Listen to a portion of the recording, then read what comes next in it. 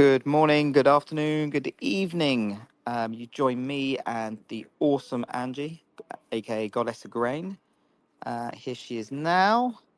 Invite to co-host, send co-host invite. I'm getting really good at these. Let's wait for her to come on down before we move on. You should be getting the invite. There you go. Here. I tell you what, we are getting really good at this. I know. I like it. Um, It's only taken 2 days, too. Day well, three. you say that, but we've been trying to do these separately for like a year. But anyway, That is true. so for those that aren't aware, this is obviously you're joining Angie and myself, mainly Angie, because she's the brains behind this, for a rapid roundup of the latest pricing flows and market moving news in agricultural market. Before I go on, I better do the legals. So as usual, nothing discussed on this spaces session constitute trading or investment advice or infers any kind of endorsement by PIQ Global Limited, traders PIQ or PIQ Suite, or indeed the hosts, which is, as you know by now, is the awesome Angie and myself, slightly less awesome, but still pretty awesome, Ryan. So, Angie, what is going on in grains? I Yeah, will mute myself because it is an outdoor broadcast and there's I some building I work was going on. gonna say it's a live from location broadcast for Ryan here. So I'm just in the office, not that much fun, but it's the day ahead of our holiday. We had a pretty rough day yesterday in corn. Corn had been holding on relatively well in the face of what had been pretty crappy. That's a technical term that we use in the business trade here for wheat and soybeans. Corn had kind of been holding on, but managed to kind of give up the ghost a little bit yesterday. And so few different things that we're paying attention to. Obviously, the trade talk.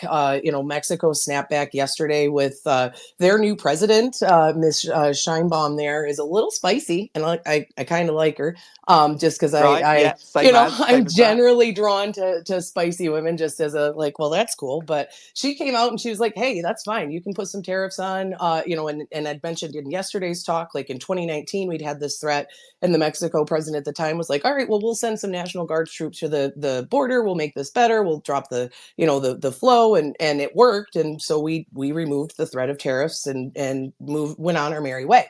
She yesterday was like, listen, like, this is as much your problem as it is ours. I don't know what you want me to do about it, sort of deal. Like, we will respond in kind to any sort of tariffs. And because Mexico is our largest purchaser of corn, the market kind of fell off a little bit. Now, in bullet two, we'll talk a bit more on what I actually think was behind yesterday's downward move, but it is something that we want to pay attention to. Obviously, Mexico is a huge customer of the US, probably on track to buy, 800 million to a billion bushels, a large chunk of grain, for sure. They bought some last year. We've got a hog herd that's growing, some of these other things. And so everyone gets a little nervous when your largest customer is like, hey, to heck with you guys. And so it'll be something we watch. Can Mexico replace US corn? Not right now, anyway. Like, world supplies are relatively tight. US corn is the cheapest, most readily available.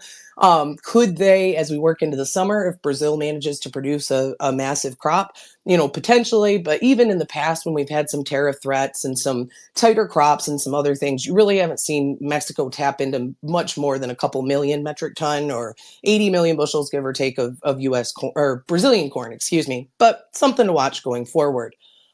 Bullet point Oh, two. can I Yes, just of throw a question course. at you? It's you. Yes, please. Because I am allowed. We've You get limited it to one. one question. Yeah. One question. So this is my question for the whole show. All right. Obviously a lot of, and this is very personal, obviously to the agricultural industry in the US, a lot of it relies on immigrant labor, and Yes. I have seen some reports, some farming kind of syndicates or whatever you want to call them, groups, interest groups, suggesting that Trump should kind of forget the farm laborers when we're talking Mhm. about deportations. Yeah. So is this, this is from my side of the pond in London, so I'm not completely au fait with it all, but is this something that's quite a major situation if he did decide that, no, do you know what, I don't care what job they do, they're going back? Or is this something that, wouldn't be that much of an issue? It would create some pretty major waves, I think, for quite a few folks that rely Right. upon it. I mean, I would That love was to my guess, say, yeah. yeah, would love to say that everyone in agriculture is only working, with vetted, legitimate, Yeah. legal migrant help, and many are. I mean, but there's still, it's hard to kind of tap into that pool of workers on occasion, and so I would hope that, I don't know, I don't want to speak too much on policy on that side of things, just because it's not But really my field, you kind but of hope that, yeah, I see what you did there. Field, nice pun. right, you I like guess it, you you like kind of, yeah, I did. But you kind of hope sense prevails on this, like That's these more kind of niche issues, right? yes, I would love to see us take more of and I realize everyone's like, oh, it's such a complicated. Yes, it's a very complicated issue. We have to figure out a way to kind of provide more in the way of legal help or avenues to become legal and some of these other things. So I would like this sort of. But what's funny to me is like I remember talking about this when I was we were talking about it when I was a sophomore in college, 2002, about different avenues for better, more legal immigration. And so it's 22 years later. I'm not holding my breath, but it is something that we have to pay attention to and something that we'll be watching really, really closely. And probably something that could kind of create a bit of a pause on this whole like knee jerk day one, everyone's leaving sort of move. So definitely something to watch there and something that we'll be paying Perfect. attention to. It was a worthwhile question. I get a Yes, brownie great point for question. that one. Yes, you Perfect. do. You get a star on the chart today.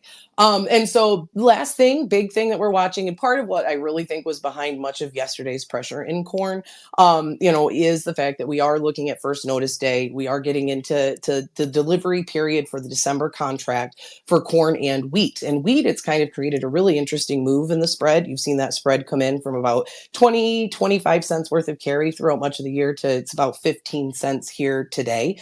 Not super exciting in wheat by any means, but we've been on the cusp of variable storage rate and increased carry in the wheat market for a while now. So to see that spread tighten as we enter into delivery is something that we'll be paying attention to. Corn is the biggest one, though. Corn has a huge amount of open interest, far more than what you would typically see this time. For what we typically see after option expiration and some of these other things. The delivery economics are such to where we could see deliveries made. And, it would be interesting or delivery stopped too. Folks have a pretty big short, when it comes to an export book, the commercials are going to be looking to bring in bushels and the delivery system is a way to do that. And so I wouldn't be the least bit surprised to see some more potential spread strengthening between the Dece March. And I also wouldn't be surprised to see corn kind of bounce back up to what has been the higher end of its recent range once we get the farmer out. So like the farmer has had to make some pretty, I'm going to say it's not as tough as a year ago, but it still stinks. Tough decisions when it comes to pricing versus rolling. Basically where they've delivered bushels. They have to decide they've locked in basis, which is that difference between cash price and futures, but they haven't determined their futures value yet. And so they've had to make that decision here. Most of them yesterday, like the big commercials and agriculture. Yesterday was the drop dead date. You had to price or roll. And so we should see, kind of this December board become more of a function of delivery and a true determination of, what's happening in the physical market. That'll be something we'll watch. And I wouldn't be surprised to see the futures market kind of get some strength here once we get this pressure off of, that price or roll decision making that you're seeing in the cash market. Great stuff. Great stuff. And did we have a third bullet? Was that our Yeah, second bullet I point? think we kind of covered them. I think that Oh, we'll count that brilliant. as three because we're at 7 minutes, right? We'll just it's Exactly. close enough for the girls I hang with. Exactly. That's perfect. Well, Angie, you're an absolute star. Thank you for this very rapid fire little rundown that we're doing. Listeners, thank you as always for tuning in. And you know what? You guys on your side of the pond, happy Thanksgiving for tomorrow. Yes, thank you. So I'm guessing no show tomorrow, perhaps one on Friday, and then we kick off as usual on Monday We'll again. be back ready to party Monday. We'll see what it brings Brilliant. Friday. If Friday's super busy, we'll throw something in. But if there's not Yeah, but much, if we'll not, just be long like, long meh. weekend. Yeah, Yeah, exactly. yeah. You'll see the Cool. blobfish instead. Yeah, That's right. right. Okay. Well, Awesome. that is Thank you. fantastic. Thank you so much. And guys, take care. We'll speak to you next week, potentially. See you later. Bye.